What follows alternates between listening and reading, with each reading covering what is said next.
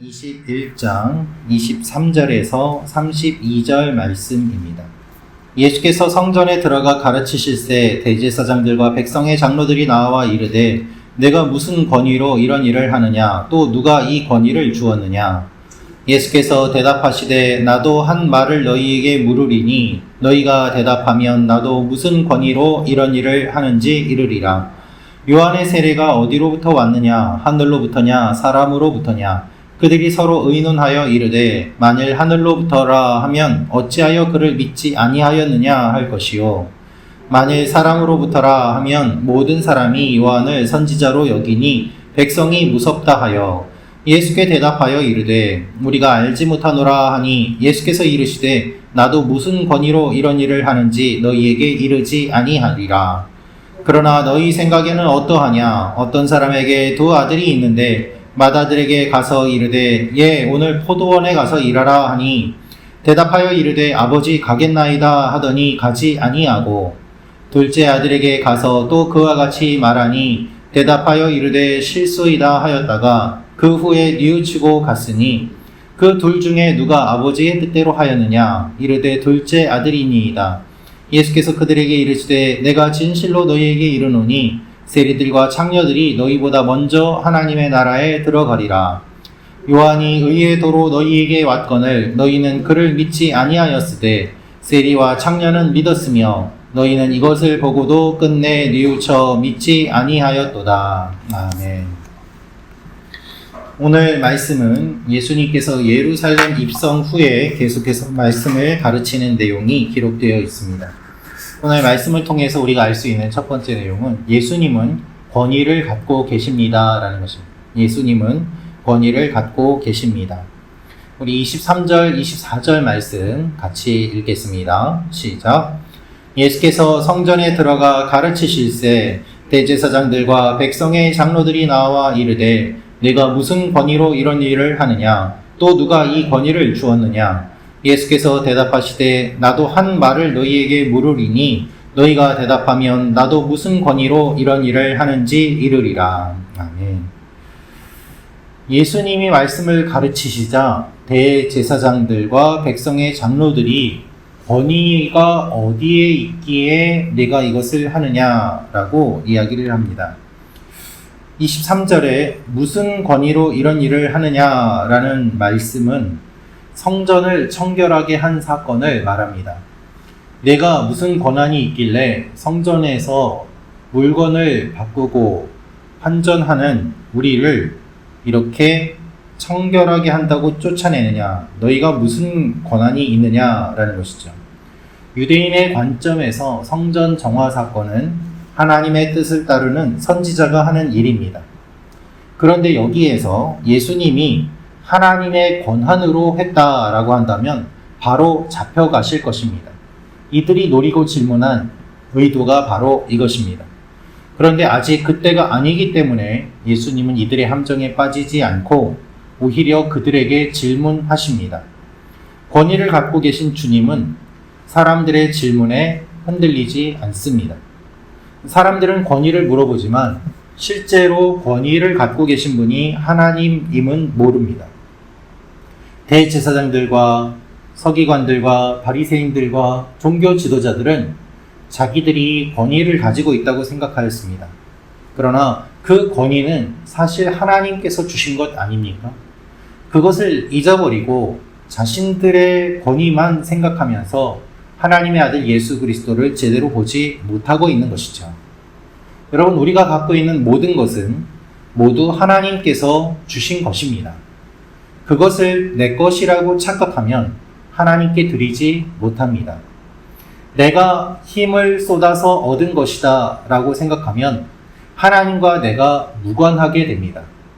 내가 건강했기 때문에 일을 할 수 있었고 내가 성공하고 여기까지 올 수 있었던 것도 하나님께서 도와주셔서 가능한 것임을 고백하지 않으면 우리는 금방 교만해지고 맙니다. 실제로 성공한 사람들의 많은 이야기를 들어보면 빌 게이츠를 비롯하여서 수많은 사람들이 자신들의 성공은 거의 대부분 운이었다고 이야기를 합니다. 그것은 자신들이 노력을 안 했다는 뜻이 아니라 자신들의 노력과는 별개로 외부에서 작용하는 여러 요인들이 있었기 때문에 성공할 수 있었음을 그들이 알고 있기 때문입니다. 따라서 그것을 아는 사람들은 자신들의 부를 사회에 환원하거나 또는 여러 사람들에게 유익을 끼치는 것을 통하여서 자신이 얻은 것을 나누어 주려고 하는 모습을 많이 볼 수 있습니다. 하지만 내 힘으로 다 얻은 것이다 라고 생각하는 사람들은 움켜쥐고 그것을 나누어 주는 것이 쉽지 않습니다. 하나님께서 권위를 종교 지도자들에게 주셨습니다. 이들에 대한 심판이 성전 청결로 이루어졌음에도 불구하고 이들은 여전히 예수님께 권위를 묻고 따지고 있는 것입니다. 이 아침에 기도하면서 하나님이 주신 것을 내가 붙잡고 내 것이라고 착각하고 있는 것이 있다면 기도하며 하나님 앞에 내려놓으며 나아가는 여러분과 제가 되기를 원합니다. 우리가 쥐고 있는 것을 내려놓음으로 말미암아 하나님께서 우리가 알지 못하는 더 많은 것들을 부어주실 것이기 때문입니다. 두 번째로 알 수 있는 것은 사람을 두려워하면 비겁해집니다 라는 것입니다. 사람을 두려워하면 비겁해집니다. 25절부터 27절 말씀 같이 읽겠습니다. 시작. 요한의 세례가 어디로부터 왔느냐? 하늘로부터냐? 사람으로부터냐? 그들이 서로 의논하여 이르되 만일 하늘로부터라 하면 어찌하여 그를 믿지 아니하였느냐 할 것이요. 만일 사람으로부터라 하면 모든 사람이 요한을 선지자로 여기니 백성이 무섭다 하여 예수께 대답하여 이르되 우리가 알지 못하노라 하니 예수께서 이르시되 나도 무슨 권위로 이런 일을 하는지 너희에게 이르지 아니하리라. 아멘. 예수님의 질문을 들은 사람들은 제대로 대답하지 못합니다. 예수님은 질문하십니다. 그러면 요한의 세례는 어디에서 왔느냐? 이 질문을 듣고 그들은 의논합니다. 하늘로부터 왔다고 하면 그러면 왜 너희는 요한을 믿지 않았느냐? 라고 할 것이고 사람으로부터 왔다라고 하면 요한을 믿고 따르는 사람들이 많으니까 사람들을 두려워해서 그렇다고 얘기를 못하는 것이죠. 결국 이들은 논의한 후에 어떠한 결론을 내립니까? 나는 알지 못한다 라는 것입니다. 우리가 알지 못하노라, 모르는 것이 아니라 다 알지만 모르는 척하는 것이지요. 여러분, 경찰이 범인을 잡고 질문하면 범인들은 뭐라고 합니까? 다 모른다고 합니다. 증거를 들이밀고 거짓말을 할 수 없도록 몰아붙여야 그제서야 실토하는 경우가 대부분이지 않습니까? 몰라서 모른다는 것이 아닙니다. 알지만 모른다고 합니다. 지금 사람들을 두려워해서 모른다고 합니다. 여러분, 진리는 의논해서 결정할 수 있는 문제가 아닙니다. 진리는 진리입니다.